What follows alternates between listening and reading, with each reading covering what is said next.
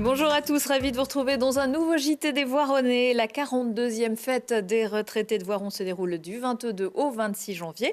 On en parle dans quelques minutes avec mon invité Aline Motte. Bonjour. Bonjour. Vous êtes adjointe au maire en charge des seniors. Et si vous le voulez bien, nous détaillerons le programme ensemble dans quelques minutes. Mais avant cela, le sommaire et l'actualité de la semaine. Même si elle a globalement baissé depuis 10 ans, la population de Voiron semble remonter depuis quelques années. C'est grâce au recensement qu'on le sait. La campagne 2019 a débuté il y a quelques jours. Une jeune iséroise va participer à la finale nationale de plaidoirie des lycéens au mémorial de Caen. Zoé Cosma est lycéenne à Voiron. Elle représentera la région avec pour sujet « Attendre et espérer n'a que trop duré ». Et puis dans l'agenda, nous aurons droit à un match d'improvisation. Ce sera à la MJC de Voiron en fin de semaine. Un spectacle d'une artiste suisse, pro de l'impro également au Grand Angle. Et puis un week-end consacré au cinéma allemand. C'est le moment de faire les comptes. L'INSEE a lancé la semaine dernière sa grande campagne de recensement national. Une enquête qui répond à un double objectif. Évidemment déterminer la population officielle de chaque commune, mais aussi connaître la population et ses caractéristiques. Des informations essentielles pour établir le budget des communes et planifier les équipements publics nécessaires, même si tout le monde n'est pas interrogé. Depuis 2004, la méthode de recensement distingue les communes de moins de 10 000 habitants et les communes de plus de 10 000 habitants. Les communes de moins de 10 000 habitants sont recensées tous les 5 ans de manière exhaustive, donc l'ensemble des habitants et des logements des communes concernées sont recensés. Dans les communes de plus de 10 000 habitants, c'est un échantillon qui est enquêté chaque année, donc 8% à peu près des logements. Et donc avec ces chiffres de population, un recensement exhaustif tous les 5 ans et 8% des logements dans les communes de plus de 10 000, on arrive à publier chaque année, à estimer les populations pour l'ensemble des communes françaises chaque année. Voiron, oui, c'est une commune qui perdait des habitants entre 2006 et 2011 et qui retrouve une croissance démographique sur la période récente, entre 2011 et 2016, notamment avec un solde migratoire qui devient excédentaire, c'est-à-dire qu'on a plus d'arrivées que de départs de la commune. Le Pays voironnais comptait, lui, au 1er janvier 2016, 95 787 habitants. Voiron concentre à elle seule plus de 20% de la population du territoire. Et je profite de ce petit moment chiffre pour faire un petit rectificatif concernant le reportage que nous vous avons diffusé la semaine dernière sur la cérémonie des vœux. Ce n'était pas 300 personnes, mais bien près d'1 millier de personnes. Vous voyez, quand on dit que la population augmente à Voiron, près d'1 millier de personnes qui assistaient à la cérémonie des vœux organisée par la municipalité le 11 janvier au Grand Angle. Les plus observateurs d'entre vous s'en seront sans doute rendus compte. Ses amis sont vaguement au courant, la plupart de ses profs pas encore, et pourtant à 16 ans, Zoé Cosma, élève en première économique et sociale au lycée Édouard Herriot de Lyon, représentera vendredi la région Auvergne-Rhône-Alpes lors de la finale nationale du 22e concours de plaidoirie des lycéens sur les droits de l'homme. Olivier Escalon l'a rencontré quelques jours avant son départ pour le mémorial de Caen. Déclamer un texte, plaider une cause, convaincre son auditoire, les concours de plaidoirie ont le vent en poupe. Une jeune voironnaise s'illustre dans le domaine. Zoé Cosma, 16 ans, scolarisée au lycée Édouard Herriot, est arrivée première à la finale régionale du concours de plaidoirie du mémorial de Caen. Le principe, défendre une cause d'atteinte aux droits de l'homme pendant 8 minutes devant un jury composé de juristes, de journalistes et de militants. La justice et la liberté de penser.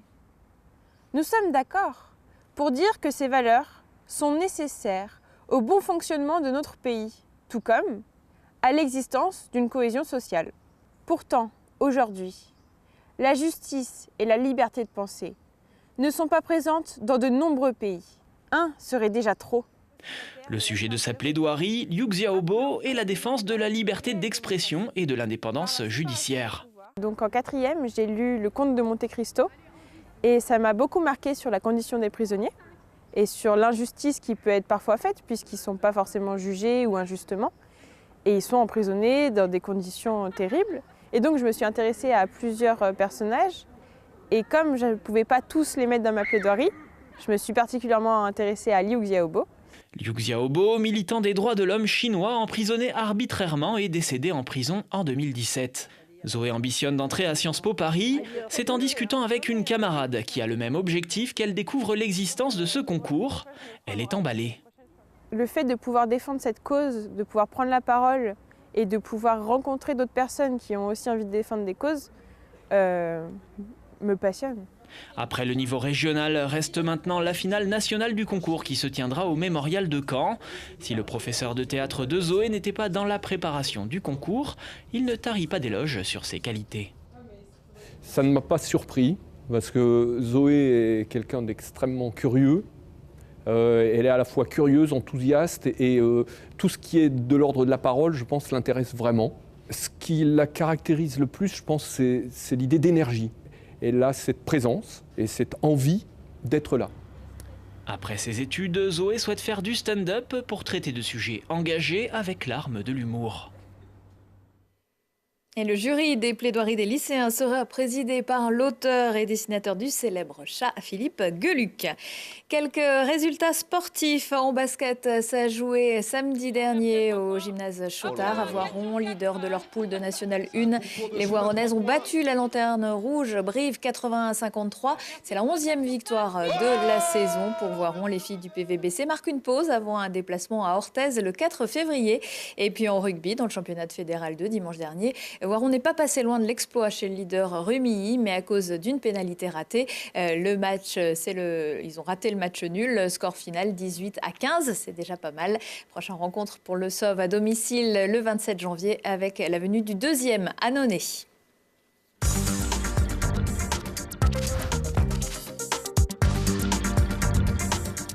On se retrouve à présent avec Aline Motte. Je rappelle que vous êtes adjointe au maire de Voiron en charge des seniors. Du 22 au 26 janvier, la ville organise sa 42e fête des retraités. Pourquoi c'est important de maintenir ce rendez-vous d'année en année ? Écoutez, ce rendez-vous, donc le maire de Voiron, Julien Paula, tient particulièrement à ce que l'on continue, qu'on perdure, qui existait déjà depuis de nombreuses années. C'est un rendez-vous que les Voironnais attendent vraiment. C'est un rendez-vous convivial où toute personne de tout bord, de tout horizon, pourvu qu'il soit voironnais, peut venir se rencontrer. Et le fait de ce qu'il y ait ce repas, il avait été, à un moment donné, à Voiron, c'était remplacé le repas par un petit goûter. Et finalement, l'équipe de Julien Paula, nous sommes revenus pour le repas, un déjeuner qui est bien préparé en amont, puisque dans la semaine, ce déjeuner aura lieu ce samedi. Et pendant toute la semaine, ça a commencé ce mardi là, hier, il y avait des animations. On va voir justement quelques images des animations que vous proposez toute la semaine. Il y a pas mal de musique, de danse. Oui. Quelque chose qui est important parce que c'est aussi une activité sportive. Et tout à fait. Et je pense que ce qui est très remarquable, et moi j'aimerais bien que toute la jeunesse, qui est admirable, s'imprègne un peu de la vie de nos retraités. Ça paraît... Ils ont l'air en pleine forme, ils sont l'air, souriants. Voilà. Pourquoi ? Parce qu'ils s'amusent. Mais ils s'amusent bien. Parce que la danse, la musique fait partie aussi du bien vivre ensemble. Et ça, justement, pour nous, c'est important de faire ces regroupements parce que les personnes âgées aiment se retrouver aussi. Donc, toute la semaine, nous avons eu des animations. Et alors, donc, il y a du loto, il y a de la belote. Et vous le disiez, il y a cette fameuse journée, ce fameux repas du samedi. Ça se passe au Grand Angle. Qu'est-ce que vous leur proposez ? Alors là, donc, si vous voulez, il va y avoir bien sûr un apéritif, un très bel apéritif, préparé par notre cuisine centrale. Ensuite, va arriver le repas préparé par un traiteur de Voiron. Ensuite, nous aurons, je vous passe sous silence les bons desserts, mais même ça, peut-être une chose bien attendue. Il faut garder la surprise. La première. Nous avons aussi notre grande entreprise, la Chartreuse, qui offre aussi, donc gracieusement, et je pense que là, on peut beaucoup remercier aussi cette boisson. À consommer avec modération, bien sûr. À consommer avec modération, mais les retraités sont toujours très raisonnables. Point de suspension. Voilà. Ensuite, et puis, ça les fait danser un peu. Voilà. Ensuite, après, nous avons un spectacle qui leur est offert. Spectacle présentant la danse. Beaucoup de chansons aussi qui rappellent aussi une certaine époque, mais aussi des chansons modernes, ça nous est demandé. Pas que des chansons qui datent de 1950 ou avant, mais des chansons aussi modernes. Et ensuite, on est tous ensemble, on participe. Il y a des élus, beaucoup d'élus qui participent aussi. Voilà. Voilà, Donc, c'est un bon moment pour un se moment très retrouver, convivial, les pour gens peuvent se ensemble. retrouver, c'est très attendu. Hein. Et surtout, je vous expliquais, toute la semaine qui précède, donc la semaine où nous sommes en plein dedans, où tous les jours de la semaine, nous avons des activités. Hein, tous les jours de la semaine, des événements. On peut encore s'inscrire pour samedi ou Là, écoutez, non, ça va être terminé. Ça va être un peu encore aujourd'hui, nous ferons un petit encart pour le CCS, puis encore inscrire quelques places, encore quelques mais sinon, places. non, on est obligé de mettre des dates butoirs. Évidemment, parce que sinon, on s'en sortirait pas, hein, c'est comme tout. Le projet Activage concernant les seniors est en cours à Voiron. Donc, je rappelle qu'il s'agit d'un projet européen qui coordonne plusieurs acteurs et qui permet d'aider dans leur quotidien des personnes âgées qui ne sont pas dépendantes, qui s'en sortent très bien, et simplement les aider un petit peu grâce à des outils numériques et puis des animateurs qui viennent à leur rencontre. Ça se passe comment? Pour l'instant, vous êtes encore à la recherche de volontaires? Oui, actuellement encore pour l'expérimentation, nous avons besoin encore, il nous manquerait environ une quinzaine de personnes, des personnes qui sont encore actives, retraitées actives. Comme vous le savez, il y a plusieurs panels, hein, 1, 2 et 3. Nous, on est dans le panel 1, personnes autonomes. Voilà. Donc, c'est vrai qu'on demande si des personnes souhaitent participer, ce qui est bien aussi de participer pour le futur, bien puisque l'autonomie est préconisée. Et c'est bien que les personnes puissent rester à leur domicile, mais pour rester à son domicile, en avançant dans l'âge, il faut quand même qu'il y ait des moyens spécifiques qui soient mis en place dans les domiciles. Il y a une liste d'outils et puis si les personnes qui nous regardent sont intéressées, elles peuvent contacter également le CCAS. Merci beaucoup Aline Motte et bonne fin de fête des retraités. Merci beaucoup.